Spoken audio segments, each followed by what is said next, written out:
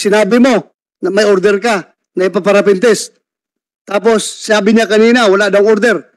Sino nagsasabi ng totoo? Mr. Chair, kapag yung dalawa kinorroborate yung statement niya, I want to file a contempt case against this guy. Yes. Cite him in contempt para makulong. So ngayon, totoo ba na narinig mo na binigyan ni Colonel Umipig ng instruction si Colonel Arabijo, Juanito Arabijo, na mag-conduct ng parapin test? Ito po kasi ang katulayan na wala pong ganung instruction. Instruction! Sinabi na nga itong dalawa, tatlo na nga sila nagsabi. Ano, ginagago mo kami dito? Hindi po. Akala mo magaling ka ng investigador? Your Honor, Mr. Chair, marami pong nakadinig na staff officer nung inutusan ko sila, Your Honor. So narinig mo utos si Hippie na ipa-parapin test? There was no order, Your Honor. Ha? There was no such order, Your Honor. There was no such order. Sigurado ka? Yes, Your Honor. Okay. Pwede ba mabakapan who are those witnesses para ito-contempt ko nito ngayon mismo? Sige. Si Police Major Edwin Pertes, ang aking ako po, Your Honor. Saan na siya? Nasaan? Sige, all we need is one or two. Nasa napuntas pa, Your Honor. Papuntahin dito. Papuntahin Tapos, dito.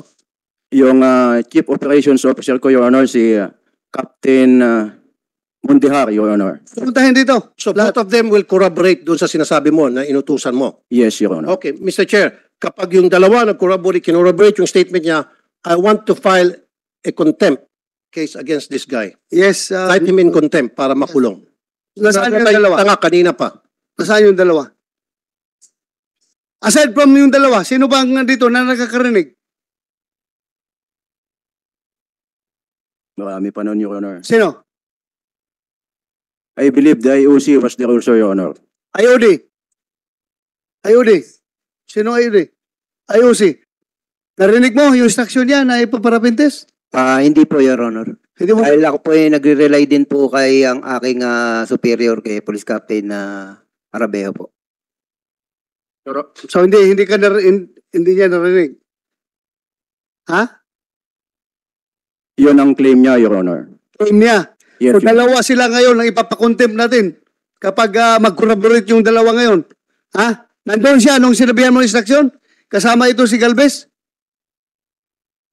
Galvez, sir, you better change your mind now kasi makukulong ka talaga. Pakukulong ka namin dalawa, kayong dalawa sa baba at matagal-tagal kayo makukulong. So, Wala po akong na-receive po. okay. Wala ka narinig, ha? Pero sabi ni Hepe, nandun ka nung nagbigay siya ng instruction. Wala po ako, Your Honor. Wala ka. Colonel Lumiping. Your Honor, may binabanggit pa si Joselito Galvez na ipinaalala niya yan, Your Honor, doon sa chief niya. Ngunit yun nga, yung sound judgment ang binabanggit nila, Your Honor. Sound judgment. Mr. Chair? Yes, go ahead, Senator Risa. So Sir Galvez, bate po sa sinabi ni Colonel Umipig, pinaalala nyo kay Captain Arabejo yung utos ni Colonel Umipig na mag-conduct ng paraffin test sa anim. Tama po ba yon? Actually po, during the investigation, sinuggest ko po kay sa aking superior, si Police Captain Arabejo, na subject po ang 6 police officers na suspect. So pareho po yung paraffin test. So pareho po yung alam nyong tamang gawin sa sinabi Yes po, ni Colonel pero po sabi niya po sa akin ay yung oras daw po ng yung nangyari yung shooting incident hanggang sa umabot po ng hanggang gabi, hanggang alas 12 po ng ng madaling araw ng August 3 na. Possibility po na mag-negative po sila dahil po hindi po inaalis yung possibility na napaghugas po sila ng kamay. And yet yung si Opo. Demboy na paraffin test sa loob ng oras na iyon. Yes po, kasi yung protocol po kasi ng SOCO. Ma'am, ilang days ba? Bago mawala yung... Sir, sa protocol po, sir, ng chemistry manual, within 72 hours po. 72 hours. Nagsisinungaling na naman tong dalawa. Kanina, sandali Mr. Chair, kanina, sabi niya, sound judgment, kaya hindi na siya nag-paraffin test. Ngayon, yung sa'yo naman, sabi niyo, base sa kasasabi mo lang ngayon, dahil nag-lapse na, kaya lapse na doon sa time na pinaparaffin test yung isang tao dahil maaaring nabura na. So, magkakaiba ang inyong statement, magkakaiba ang inyong stand. Yung sa akin po, Your Honor, yun po ay totoo. Yung pag-suggest. Whether totoo na magkakasalungat kayong mag-boss, kayong mag-amo sa inyong mga pananaw, sa inyong mga paninindigan. That's what I'm saying. Then lumilitaw na talagang sinungaling kayong dalawa dahil itong si Colonel Umipig, meron siyang dalawang testigo na talagang pinagsabihan kayo na parafin test. And alam nyo na protocol yan. At kasasabi lang ni Captain Tepase na 72 hours, ginigiba yung sinasabi mong after one day, mapabaliwala na o baka mag-negative na. Eh sabi ni Captain Tepase, dapat up to 72 hours, pwede pa. See, tad-tad ka ng kasinungalingan. Alam nyo, kayo mga investigador, babalik na naman tayo dyan sa kung gusto, may paraan. Kung ayaw, maraming dahilan. Gusto ninyong pagtakpan yung mga kasamahan ninyo? Bakit ayaw niyo ginawa yon? Tingnan nyo, lumabas tuloy ngayon na very bias kayo against the victim. Siya pinaparapin test. Tapos yung mga pulis na buhay, hindi nakaparapin test. And because of your sound judgment, na ngayon, binigyan ka pala ng instruction ni Colonel Umipig na gawin yon, but hindi mo sinunod. Dahil, ito, mayayabang ito mga investigador eh. Kapag mga investigador sa estasyon, mayayabang yan sila kasi kahit hipi ka, kunyari, marami silang alam sa batas. Ano bang natapos mo? Lawyer ka ba? No, Your Honor. Oh, hindi ka pala lawyer eh. Investigador ka. Simpleng order ng hepe mo, ayaw mong sumunod. Ngayon, sinasabi mo, there was no such order. Titingnan natin mamaya, pag dumating pinatawag na nyo, yung dalawa. Sino yung dalawa na sinabi mo? Umibig. Major Pertes and Captain Monteario. Nasaan sila ngayon? Nabutas sila, Your Honor. Nabutas. District Director, tawagan mo.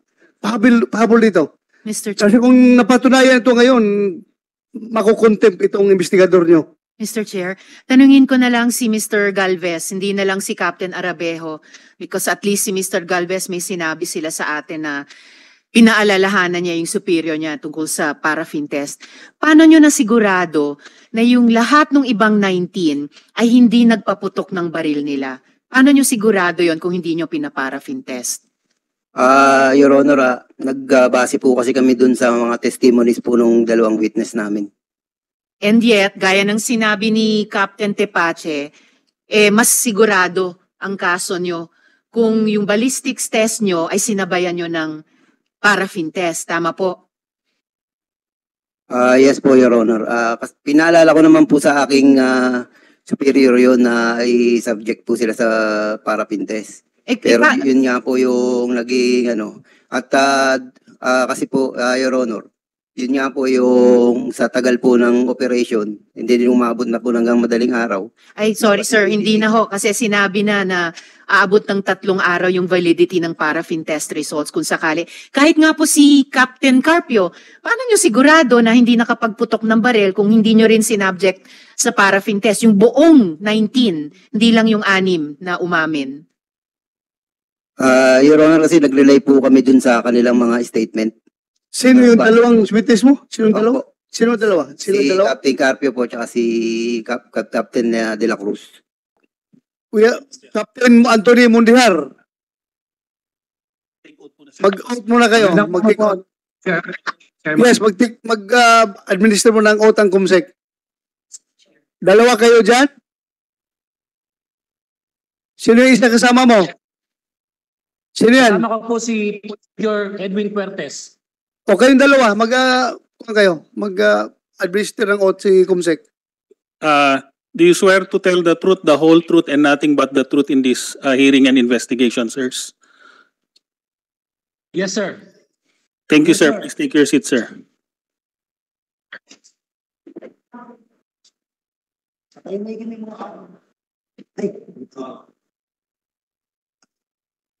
Mundihar. Police Captain Yes, Mundihar. sir. Nagsabi dito si Colonel Alan Umipig na nagbigay daw siya ng instruction kay Captain Juanito Arabijo, yung investigator niyo dyan sa Sa istasyon ka ba? Investigator ka ng station ng Malabon, ng Nabotas. Sinabi siya na ipa-subject to paraffin test yung 6 na pulis na involved sa shooting incident. Ngayon, nirefute ni Captain Arabijo na there was no instructions given to them. So sabi ni Colonel Umipig, meron siyang witness na nakarinig nung binigyan niya ng instruction si Captain Arabijo. Ang witness niyan ay ikaw at si Major Fuentes. Nasaan ka na? Yes, sir. So ngayon, totoo ba na narinig mo na binigyan ni Colonel Umipig ng instruction si Colonel Arabijo, Juanito Arabijo, na mag-conduct ng paraffin test? Do you confirm or deny? I confirm, sir, na meron pong ganyang instruction po, sir. Narinig yun ni Arabijo? Yes, sir. Nandun si Arabijo nung binigyan ng instruction? Yes, sir, meron po. Narinig niya? Yes, sir. Kasama po siya sa meeting po, sir. Pinatawag din po ni COP po yan, sir. Nagkaroon po kami ng emergency meeting noong August 3. Tungkol po sa kaso po na yan, sir. At Okay. kasama po doon sa binanggit po doon, yung standard protocol, kasama po, sir, yung paraffin test po na binanggit po. Okay. How about you, Colonel Espuertes? Major Espuertes? Nandun ka nung binigay yung instruction? Sir? Yes, sir. Meron po kaming after activity report, sir, ng emergency case conference noong August 3. Particularly, sir, sinabi po doon na pag-usapan yung standard protocol, sir. To include, sir, yung mga ballistic paraffin test, sir, sa mga involved personnel.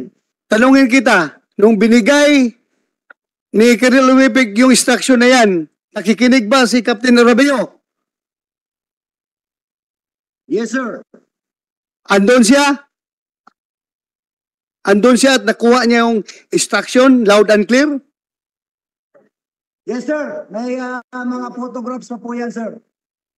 So therefore, you are lying, Captain Arabijo. Your Honor, can I answer? Can I answer, Your Honor? Yes, go ahead. Sir, we have a conversation with our Chief of Police. And I quote, prepare kung pwede pa ipaparaffin test mga yan. Ito, sir, nangyari ito, August 10 na po ito, which is highly impossible na po na mag-request kami ng paraffin sa mga suspect kasi dapat within 72 hours lang po. So, sir, ito, yung kanyang defense dito ay Sandali. Anong date yung nag-conference kayo? Na binigyan ng instruction? August 3 po, sir. August 3. August 3. Ha? Huwag kang patawa-tawa. Nagagalit si Tulpo sa iyo po. Yung para nakaluko ka. Ha? Akala, is this a laughing matter? No, sir, no, sir. Ha? No, sir. Bakit pa smile ka? Kasi, sir, hindi po kasi totoo yung sinasabi niya, sir. Totoo. Ito, sir, may text po kami dito kasi Hindi ako nagtatanong sa text mo. Doon sa date ng case conference na sinabi ng instruction ni Umipig. Anong date yon? Kayong dalawa, anong date? August 3 po, sir. August 3. Yung sa'yo, August 10. sir, madali po magawa ng case, yung date na yan, ng case conference na yan. Sinungaling itong dalawa? Ha? Anong araw yung case conference nyo? August 2, Your Honor. August 3. Ito, sir, basahin ko po yung laman po ng text po namin, ni COP. Para Ano po, text? Ano? yung text po sa akin ni COP, sir. Hindi ako nagtatanong sa text. Ang tanong ko yung conference. Kung saan binigyan ka ng instruction. Verbally. Doon sa conference. Bakit mo ko bigyan ng text? Sir, ito po kasi ang katulayan na wala pong ganung instruction. Instruction. Sinabi na nga itong dalawa. 3 na nga sila nagsabi. Ano, ginagago mo kami dito? Hindi po. Akala mo magaling ka ng investigador? Hindi po, sir, hindi po. Kemet. Hindi po, hindi po. Ha? Sir Teresa, can you please move for the citing in contempt of this? I will do so in 1 second, Mr. Chair. Huling tanong na lang kay Mr. Galvez. Kung maaari, Mr. Chair, bago po i-move. Yes. Mr. Chair, salamat. Gusto kong bigyan ng huling-huling chance si Mr. Galvez. No, patotohanin talaga. Yung sinabi ni Colonel Umipig, yung sinabi ni Captain Mondehar, yung sinabi ni Major Puertes, no? Yung sinabi ng iba niyong mga colleagues dito. Naalala niyo po ba yung instruction na yan? August 3 sa emergency meeting tungkol sa after action report na talagang nag-utos si Colonel Umipig ng paraffin test sa buong 19 na iyon. Actually, Your Honor po, hindi po ako nakaabot nung time na sinasabi niya verbally po ni aming Chief of Police yung pagkandak ng paraffin. Kasi po, kalahati na po ng briefing ako nakarating po. Kaya hindi ko po na-witness na yung verbal instruction po sa aking superior. Pero sabi nyo rin sa amin kanina, pinaalalahanan nyo si Captain Arabejo na dapat mag-paraffin test. Nung August 3 po ng madaling araw na, almost 12 o'clock na po ng umaga. Sinuggest ko po yun, Your Honor.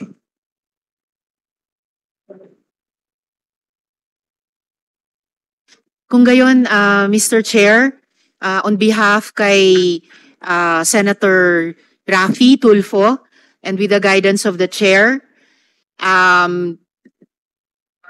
with warning kay Mr. Galvez,